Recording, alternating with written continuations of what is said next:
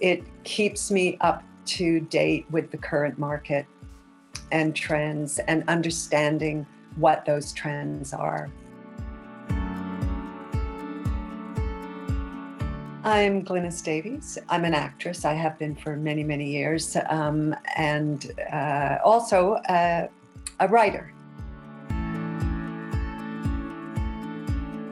I always find something in there that is specific to my interest, and the interviews are fantastic. The interviews with other writers, with agents, with publishers, plotting, paragraph structure, good endings, emotional hook. You know, like there's so many things to learn from the newsletter, and you never quite know what you're going to get. It's really great for me, not just for the children's writing for children, but I just learn a lot generally as a writer from CBI.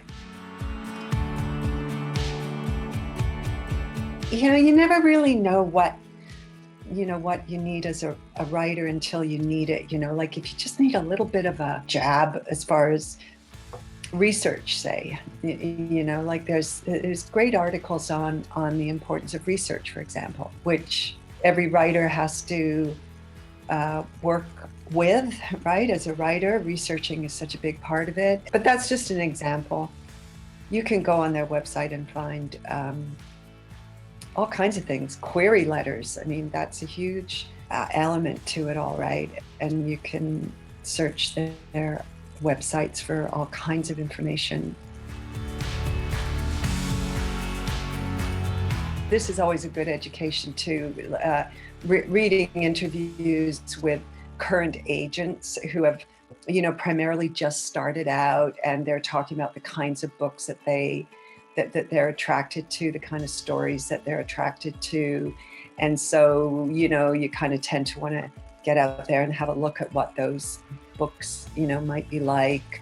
I love reading about new picture book, because picture book writing is a whole new thing for me, and it's just a whole world unto itself. I love listening to an interview by a new picture book writer who's actually nailed it and written a good one. That's always exciting. Mm-hmm. It's kind of like being a part of this big family in a way. John and Laura started up this social kids lit social, and it's a Zoom meeting, and we can ask questions. They're always very open to questions. They don't discriminate against people who are just starting out, to people who have been at it for years, versus award-winning writers that they're so accepting of everybody, and they don't discriminate against age.